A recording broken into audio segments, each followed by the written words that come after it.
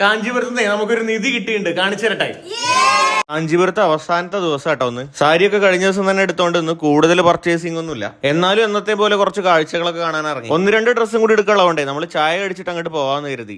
ഈ നായയുടെ ബ്രീഡ് ഏതാന്ന് ആർക്കെങ്കിലും മനസ്സിലായവർ കമന്റ് ചെയ്യണേ. ഇന്നലെ നമുക്ക് ഡ്രസ്സ് എടുത്തുന്ന ഏട്ടന്മാരൊന്നും ഇന്ന് അവിടെ അല്ല കേട്ടോ. അവരെല്ലാവരും കൂടി ഏതൊരു കോവിലിൽ പോയതാണെന്നാണ് പറഞ്ഞത്. എന്നാലും നമ്മൾ കുറച്ച് പേരൊക്കെ കണ്ടു.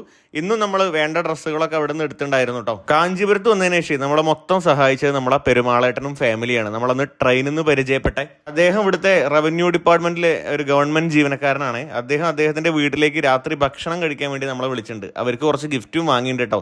എന്നിട്ടാണ് നമ്മൾ പോക്ക്. ഈ അമ്പലം എന്തു ഭംഗിയാ നോക്കൂ. ഏകാംബരനാഥ് ടെമ്പിൾ ആണിത്. തമിഴ്നാട്ടിലെ തന്നെ ഏറ്റവും വലിയ ക്ഷേത്രങ്ങളിൽ ഒന്നാണിത് എന്നാണ് ChatGPT-നോട് ചോദിച്ചപ്പോൾ പറഞ്ഞു തന്നത് കേട്ടോ. എത്രയോ വർഷങ്ങൾക്ക് മുൻപ് ഒരു മെഷീൻ ഒന്നും ഇല്ലാത്തൊരു കാലത്ത് എത്രയോ മനുഷ്യരുടെ അധ്വാനാണ് ഈ ആർട്ടൊക്കെ. എന്തു ഭംഗിയാ അതൊക്കെ കാണാൻ. പണ്ട് കാലത്തൊക്കെ എത്ര കലാകാരന്മാരല്ലേ നമ്മളിങ്ങനെ അറിയപ്പെടാതെ പോയത്. അവിടുന്ന് ഒരു പ്രസാദമൊക്കെ തന്നു കേട്ടോ. കുറച്ചേ കഴിച്ചുള്ളൂ. എന്തായാലും അതൊക്കെ കഴിച്ചു കഴിഞ്ഞ ശേഷം നമ്മളൊരു ഊബർ ബുക്ക് ചെയ്തിട്ടാണ് നമ്മളെ ചേട്ടന്റെ വീട്ടിലേക്ക് പോണത്. കാഞ്ചീപുരത്ത് ഊബർ വളരെ കുറവാട്ടോ. പക്ഷെ എങ്കിലും ഒരാൾ നമ്മുടെ ഓട്ടോ എടുക്കുകയുണ്ടായി. ആ ഏട്ടന് കേരളമൊക്കെ നന്നായിട്ട് അറിയാം. ഇതാണ് നമ്മുടെ സരിത ചേച്ചിന്റെയും പെരുമാളേട്ടന്റെയും വീട് കേട്ടോ. പെട്ടെന്ന് തന്നെ നമ്മൾ അവരെ ഉള്ളിലേക്കൊക്കെ കൊണ്ടുപോയി.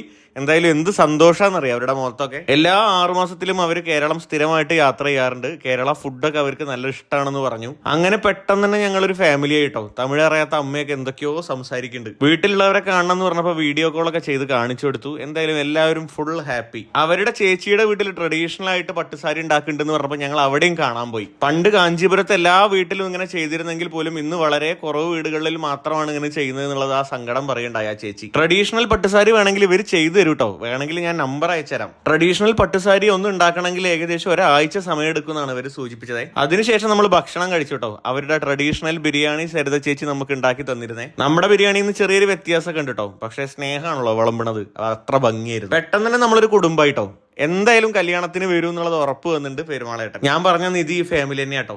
ട്രെയിനിൽ നിന്ന് കണ്ടൊരു പരിചയത്തിൽ ഈ യാത്ര മൊത്തം പ്ലാൻ ചെയ്ത് സെറ്റ് ചെയ്യുന്നതായ ഏട്ടനാണ്. ഒരുപാട് യാത്ര ചെയ്യണമെന്ന് പറയുന്നത് വെറുതെ ഒന്നുമല്ല. ഒട്ടും പ്രതീക്ഷിക്കാത്ത അത്ഭുതങ്ങൾ കാണിക്കുന്ന ഒരുപാട് മനുഷ്യരെ നമുക്ക് കാണാൻ കഴിയും. ഞങ്ങളിനി വീട്ടിലേക്ക് പോകട്ടോ. ഇനി ബാക്കി വീട്ടിൽ നിന്ന് കാണാം. ബായ്.